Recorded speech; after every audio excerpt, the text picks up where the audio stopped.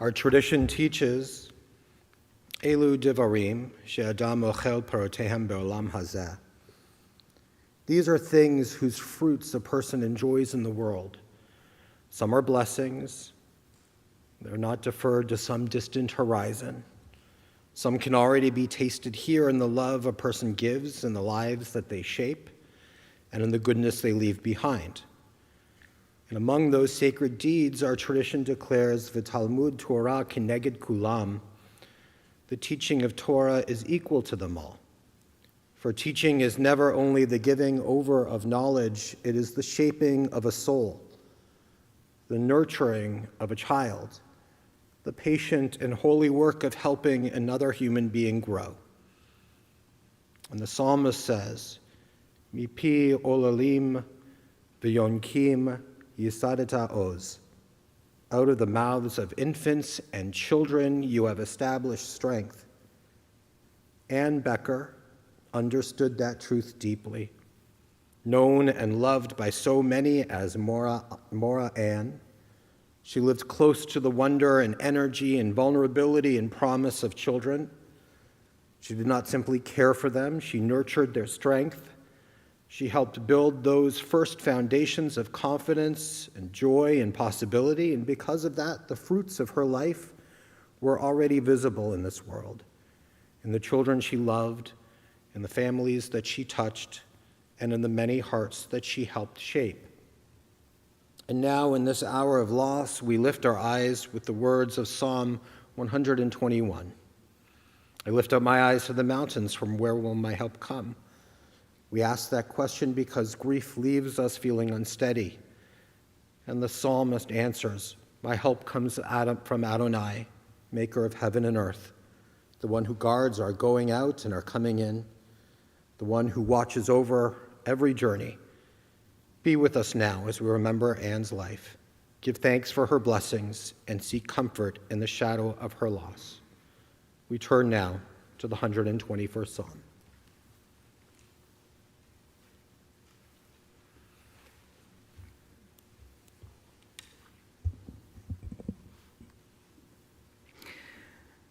Esa einai el haharim, me'ayin yavo Ezri.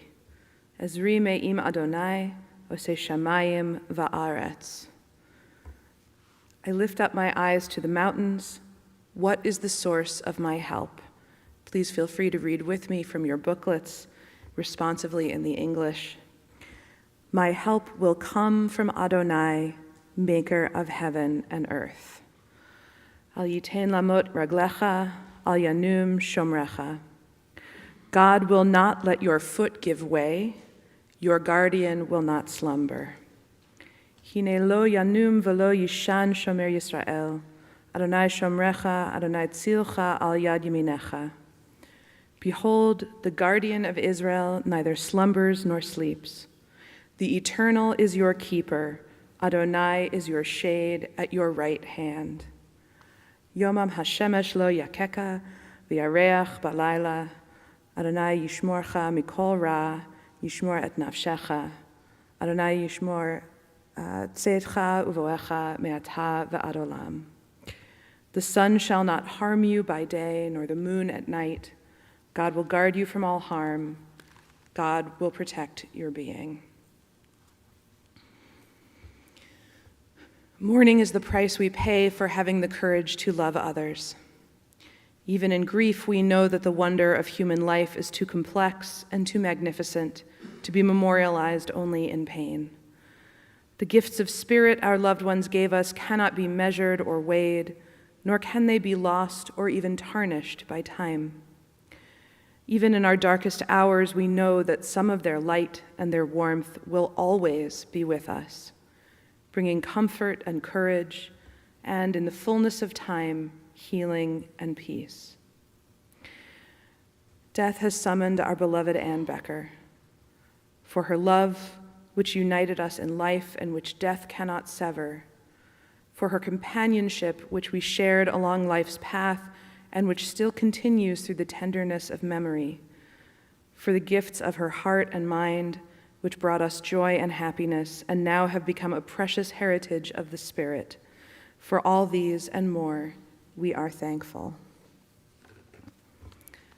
In this time of mourning, we listen to the voice of our sacred scripture that brings us the ever-new message of God's nearness. We turn now to the familiar words of Psalm 23. Mizmor LeDavid, Adonai ro'i lo echsar, binot desha yarbitzeni, al me menuchot yenachaleni.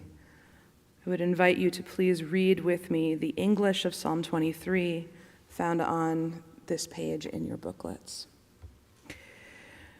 Eternal One, you are my shepherd, I shall not want. You make me lie down in green pastures. You lead me beside still waters. You restore my soul. You guide me in paths of righteousness for your name's sake. Even when I walk through the valley of the shadow of death, I will fear no evil, for you are with me. With rod and staff, you comfort me. You prepare a table before me in the presence of my enemies. You have anointed my head with oil. My cup is overflowing. Surely goodness and mercy shall follow me all the days of my life, and I shall dwell in your house forever. It's a beautiful story from our tradition that I often think of, about a contest of sorts that was made by the trees in order to determine who would be a tree to rule them all. The story comes from the rabbis who are deeply sensitive to the truths of nature. And in the story, it relates how a delegation of those rabbis first went to a mighty oak tree. And they noticed that when the wind blew through the leaves of the oak tree, that the oak tree made a tremendous amount of noise. And so the rabbis asked the oak tree, why? Why do you make so much noise when the wind blows through your trees? And the answer that the oak tree gave is, it is the only way that I'll be known. But then the rabbis traveled on to a beautiful fruit tree. And they noticed that when the wind passed through the leaves of the fruit tree, that the fruit tree made very little to no noise at all. And they asked, "O fruit tree, why is it that when the wind passes through your leaves that you make such little noise?" And the fruit tree said, "Because it is through my fruit that will testify to my goodness." When we think of the fruit of Anne's life, the lives that she touched, the ways in which she instilled values and ideals in the youngest of our children, that fruit gives testimony to the goodness of Anne's life. And so we call on those who are going to speak lovingly of their mother, of their sister-in-law. It is a privilege to first call upon Wendy, who's going to share some loving words for Anne.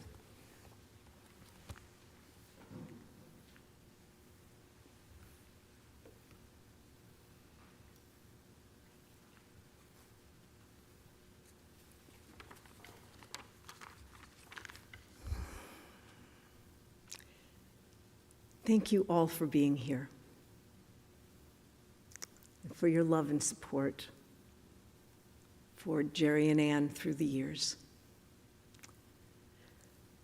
It means so, so much.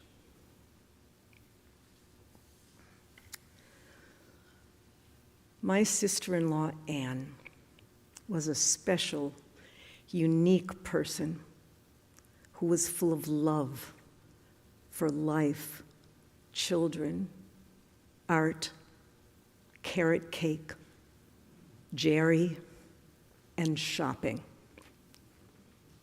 Not necessarily in that order. I met Anne shortly after my brother Jerry and she started dating. I was about 12 and Jerry was about 23. Even at that time, I could see how enamored Anne was with Jerry. And I remember how much she wanted me to like her. And I was a kind of rambunctious, unhappy 12-year-old. And so she said, wouldn't it be great if we all went to a movie together? "What movie do you want to see, Wendy?" And I obnoxiously said, "Bonnie and Clyde," knowing there was a lot of gore in it, and I knew that Anne wouldn't like it. So we went to that movie. And I remember sitting there and knowing that I didn't like it either. But she passed the test of love, of commitment. You know, it was only later in life that I was able to recognize the many, many gifts that Anne brought to this world. Anne did love to shop, but when she shopped, she especially loved to touch the fabrics. She loved to go around in the store, touching the various pieces of clothing, connecting with the fabric tactily, relating with the design, as if she was trying to discern what made it what it was. You know, I realized that it seemed she did the same with people, often quietly noticing what a person might be lacking or longing for, that she could bring to them from one of her explorations in numerous shops. Her goal, I think, was to make people happier than they were before she introduced them to this new gift she personally curated for their pleasure. Her work with children allowed her to awaken that childlike innocence and inquisitiveness that was so much of who she was, a true light in this world. Just ask any child lucky enough to have Maura Ann as their teacher how she brightened their lives every day. She commiserated with them. She wanted them to enjoy life. And hello, what kid never enjoyed a circus? So Maura Ann made it a project the whole class could work on, so they could all work on their enjoyment together. In life, I believe all of us are here to explore and find what our soul's purpose is. We search in many ways and many places. Anne found her way by being with children and connecting with that energy of returning to that childlike innocence. Connecting, touching with playfulness. She reminded me to laugh with life. Just be. How can we communicate with others so we can help make this world a better place? Her kavanah, her intention to live, was to touch. You know, the most important prayer we say in the Jewish religion begins with the word Shema. Hear, listen. In other words, pay attention. Be present, be aware. Notice. And that's what Anne did. She listened, she paid attention. She noticed, even when no one was even talking.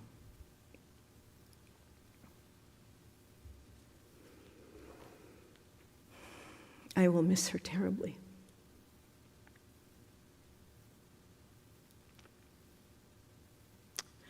And I'm grateful for the lessons in life that she taught me of how to love with an open heart, even with all the sensitivities.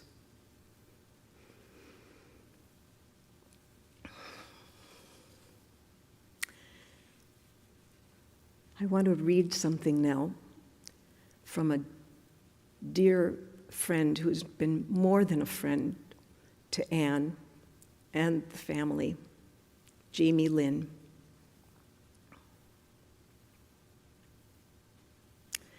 And I want to say from the whole family to thank Jamie Lynn for all the support and love you've been giving our family and you gave to Anne. Jamie Lynn went into the hospital and did Anne's hair, even when she was not physically all with it, knowing how Anne looked was so important to her. So this is from Jamie Lynn. My beautiful Anne, even though, my friend, your favorite color to wear was black, gray, and white, your soul was filled with vibrant color. Your light exuded color like a rainbow after the rain, touching so many families' lives. The last 5 years, you slowly let your black and gray wardrobe fade away and wore the colors that matched your soul. Wherever you are, continue to shine bright and let your colors touch every end of your world. Love you, Jamie Lynn.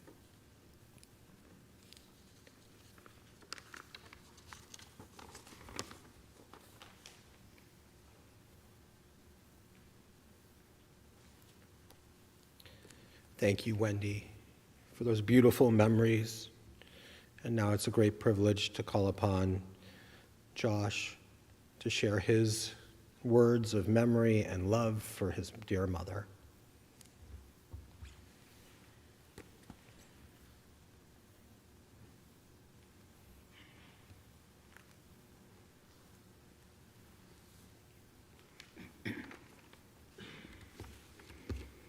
So I have some anecdotes from my childhood, and they're not all in chronological order, so please bear with my jumbled stories. Excuse me. My father and I would go camping with friends, but it wasn't exactly my mother's cup of tea, so she'd stay home. I remember one time when my father and I got back home, my mom and I were so excited to see each other that we screamed. I remember when I scored my first soccer goal, and my parents and I went to the A&W restaurant near our home in Brown Deer. The restaurant had phones on the tables to order at the very place where you ate, which is how we celebrated by ordering a hot fudge sundae in celebration. The favorite dessert that my mother made was turtle cake. It had a middle layer of caramel and crushed nuts and gooey chocolate. And on the top was another layer of crushed nuts and caramel and chocolate chips. And my only contribution to the baking of this cake is that Mom would put a Pyrex pot on the carpeting of our den, and while I was watching TV, I would unwrap a single cube, one for me, one for the pot. If I was generous, 2 for the pot, 1 for me. And I remember that very distinctly. I remember as a child, my parents and I went to see the Tommy Bartlett water ski show in the Wisconsin Dells. And at the end of the performance, a worker asked my mom if she'd like to purchase a souvenir ornament. She adamantly said to the worker, "I'm Jewish." And the worker got a big chuckle out of it. I remember my bar mitzvah, which was really special. And I remember how my mother coordinated so much for the occasion, how the color of the balloons matched the color of the coloring pads that were gifted to people at the bar mitzvah reception. I remember the biggest name music concerts were with my mother. In 5th grade, she and I and some friends saw the Beach Boys at the Wisconsin State Fair. And another concert, my parents took my dad and my grandma Ruthie to the Neil Diamond concert. It was a lot of fun. As noted, it's no secret that my mom loved to shop. I was never a shopper, But you might be surprised to learn that I modeled clothes as a child thanks to my mom, who encouraged me to try out for modeling at Northridge Mall. I admit, it was actually kind of fun. I have fond memories of our family trips to Chicago. My mother would shop all day, while my father and I would go to museums. I think my father and I saw Michael Jackson at the aquarium, at the Shedd Aquarium. So imagine, who would have thought a speech about my mother, I'd be saying the Beach Boys, Neil Diamond, and Michael Jackson. Throughout my childhood, my favorite classes were art class. I remember in middle school, my artwork was displayed in the rotunda of the Wisconsin State Fair in Madison. So my parents and I went to Madison to see it displayed, and to this day, it remains a very special memory of us being together in Madison. With one of my high school friends, on occasion, our families would go out for dinner together. My mother would always tell the waitress that it was my friend's birthday, even when it wasn't, so he'd get sung to. To this day, I remember how to sing Happy Birthday in Chinese from a Chinese restaurant. Another friend of mine who I grew up with had younger twin sisters, and my mom taught these sisters in preschool. My friend attributed his sister's ability to read to my mother. In 8th grade, I had to decide which foreign language to take, Spanish or French. My mother suggested I take Spanish because she said it's easier. Who would have thought that years later, I would have become an elementary school Spanish teacher? It was clear to everyone, as noted, who knew my mother, that she absolutely loved kids. And as a teacher myself, I like to think that I inherited her teaching gene. For years, also as noted, she put on these elaborate circus show performances with her preschool students. There was news coverage, and even had the head of the Ringling Brothers Circus attend the performance. And I think my father and I got a lot of nachas from that, from all those performances. In my sophomore year of high school, I was going through a rough patch. Thanks to my parents' encouragement, I went to Israel the summer after my sophomore year, and it really turned around life for me. And to this day, I treasure that experience and have carried Israel in my heart. How special that later in life, in my parents' lives, they were able to visit Israel and had an amazing time. What they had given their child, they themselves were able to experience years later. So they gave to their child before they gave to themselves. And how very special that my own son is there in Israel now, where he's been for the year and absolutely loves it. Not sure if he wants to come home, but that's another story. When I came back from Israel that first time, there was this adorable little girl living in our house who my mother had taken in due to certain family circumstances in this girl's life. It was incredible to see all the space my mother had in her heart for this girl and treated her with such love and attention. I, too, always had plenty of love and attention thanks to both my amazing parents. I had a happy, supportive childhood with wonderful memories that I will take with me forever. Mom, I hope you're at peace and that you're proud of who I've become and what I accomplished. I love you.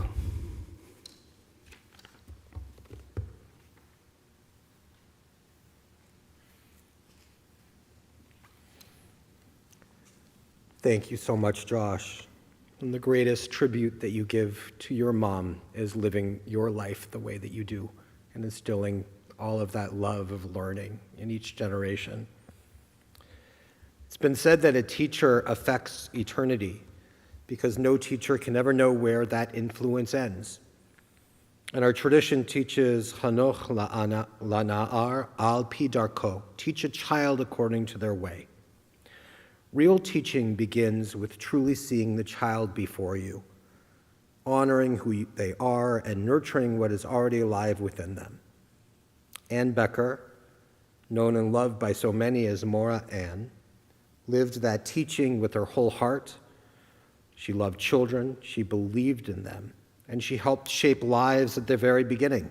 Long before children can remember the details of what they were taught, they remember how a teacher made them feel safe, delighted, encouraged, and seen. That was part of Ann's gift.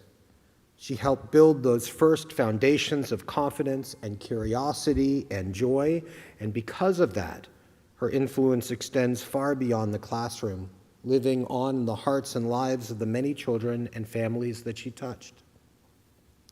But of course, the deepest and most personal reach of her love was not only in the classroom, it was in her home and in her family, among those who knew her not as Mora Ann, but as a loving wife and a beloved mother, grandmother, a sister, a dear one to so many.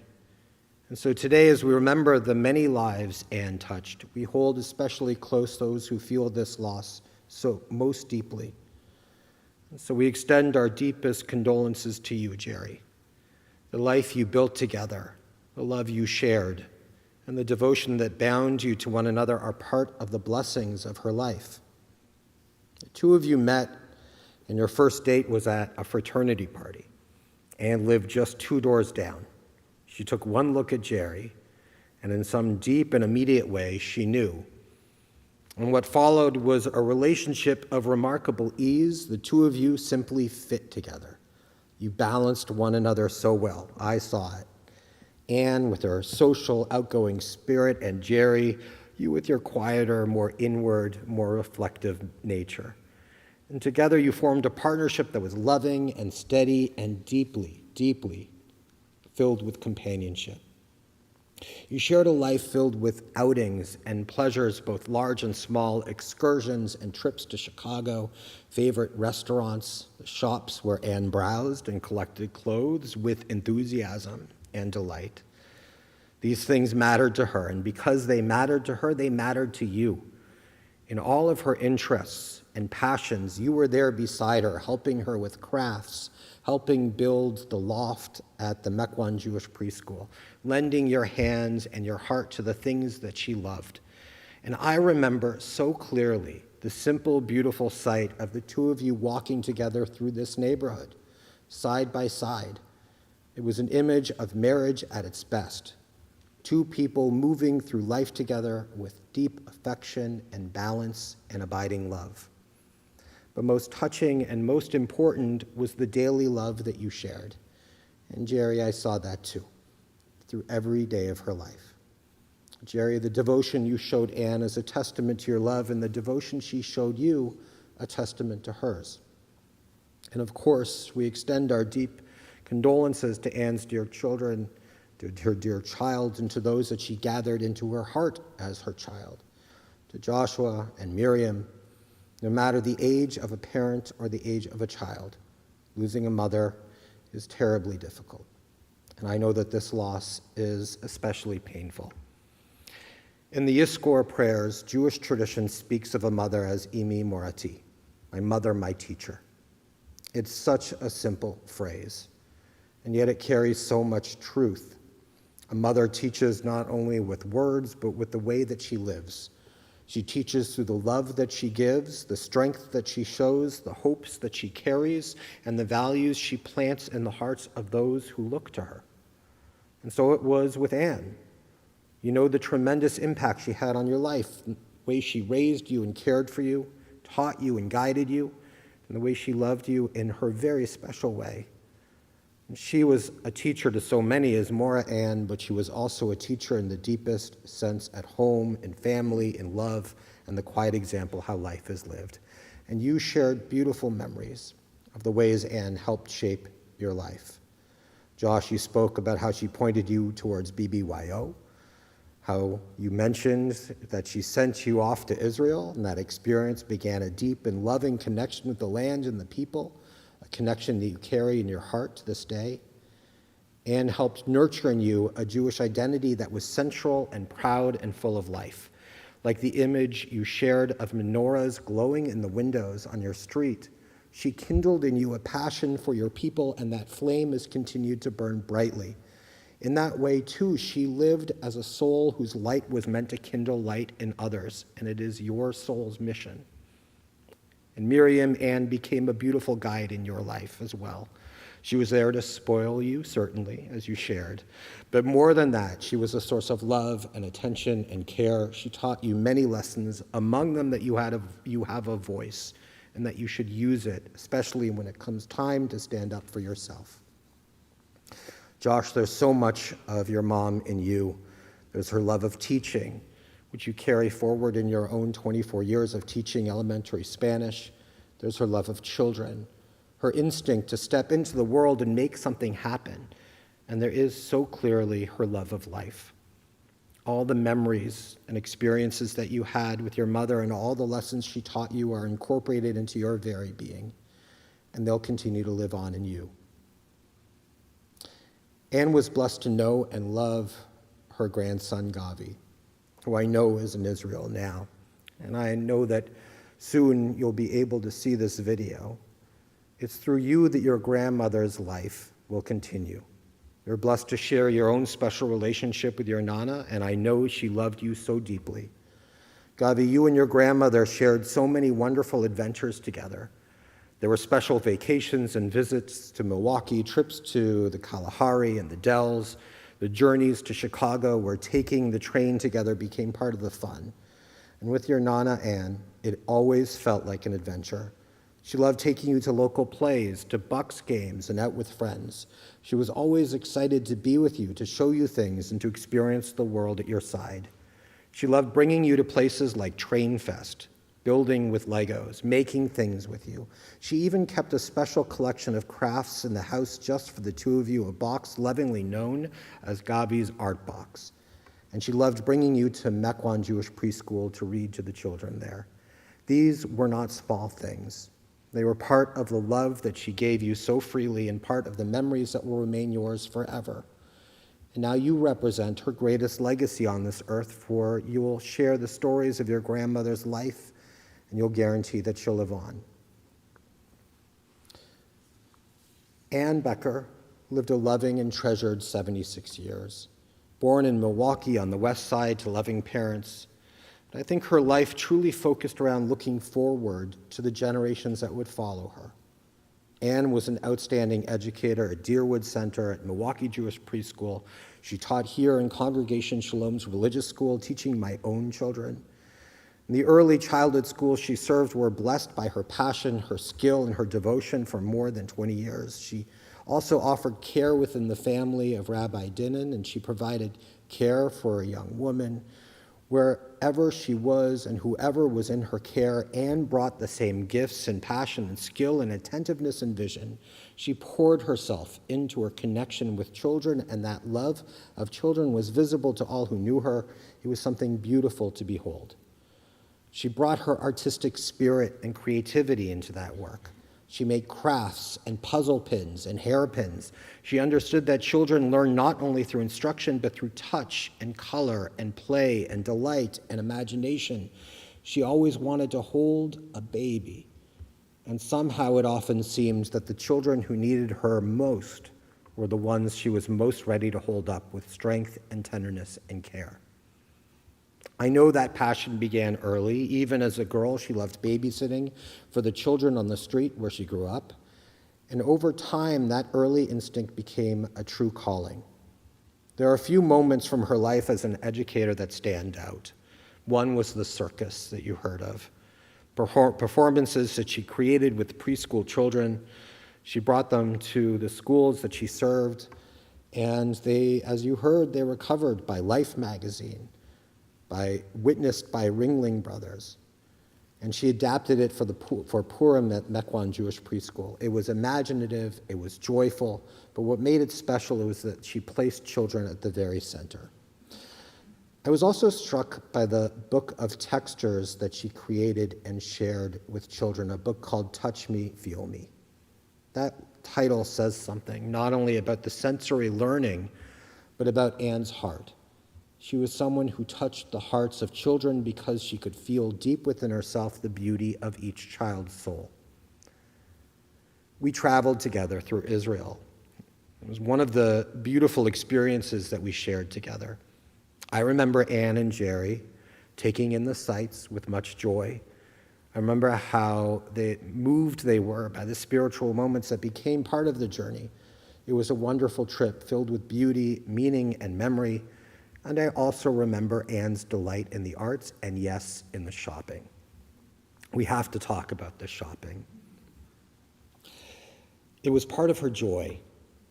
There was a family joke that if anything ever happened to Anne, someone would have to sneak into the house and cut all the tags off the clothes before Jerry saw them. And I understand that at times her closet overflowed so fully that it even spilled into Josh's closet as well. There's something loving and human in that memory. It makes us smile because it's so Anne.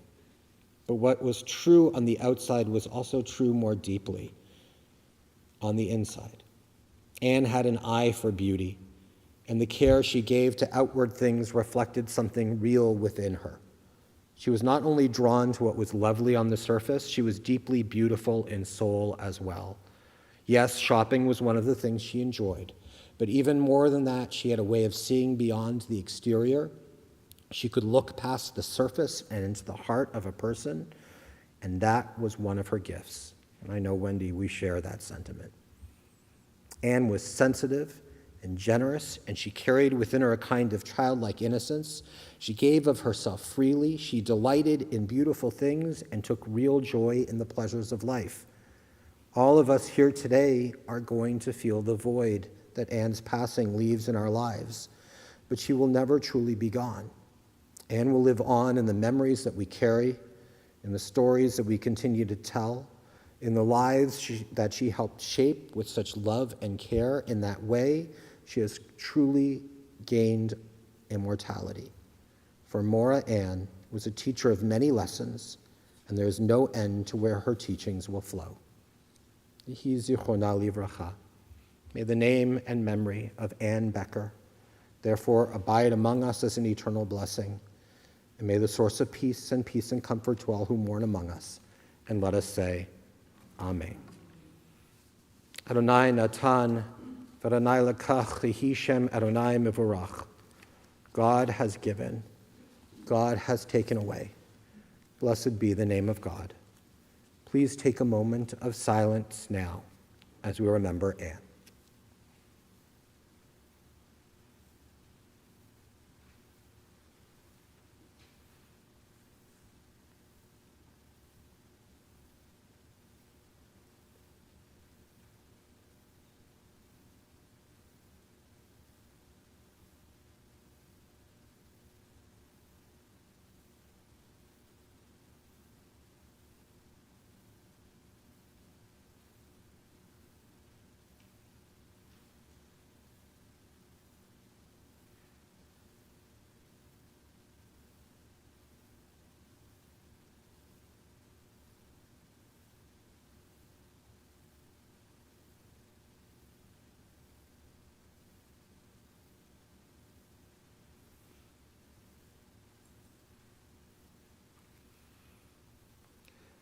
May the memory of Anne Becker endure among us as a blessing.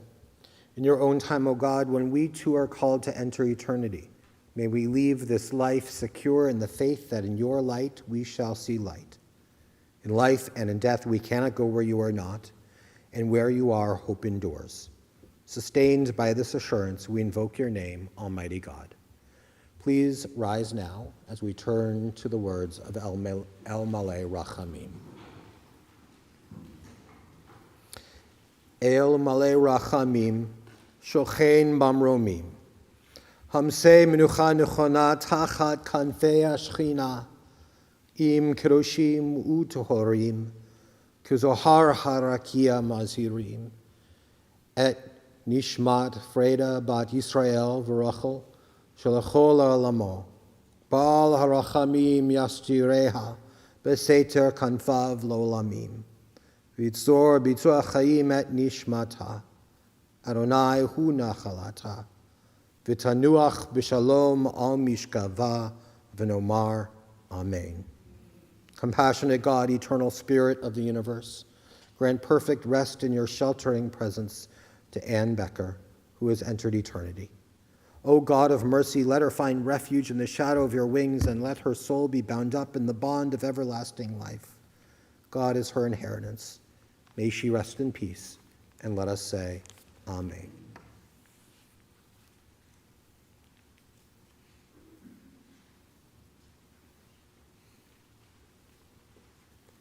Friends, services will continue at Spring Hill Cemetery, 166 South Holly Court in Milwaukee. We will not be going in funeral procession. For those of you joining us at the cemetery, we have printed instructions outside the sanctuary. Please note that there's some construction around Holly Road, so there's rerouting. Otherwise, we recommend using your trusted Google Maps or GPS app. Following burial, everyone is cordially invited back to the Becker residence, 7223 North Crossway Road here in Fox Point. It will see visitors tonight until 7 p.m. and on Saturday from 8 to 9:30 p.m. Also have the Shiva times printed on maps as well as on our website, blainegoodmanfunerals.com. This time, we ask that everyone remain standing as the casket leaves the sanctuary. Pallbearers, please come forward.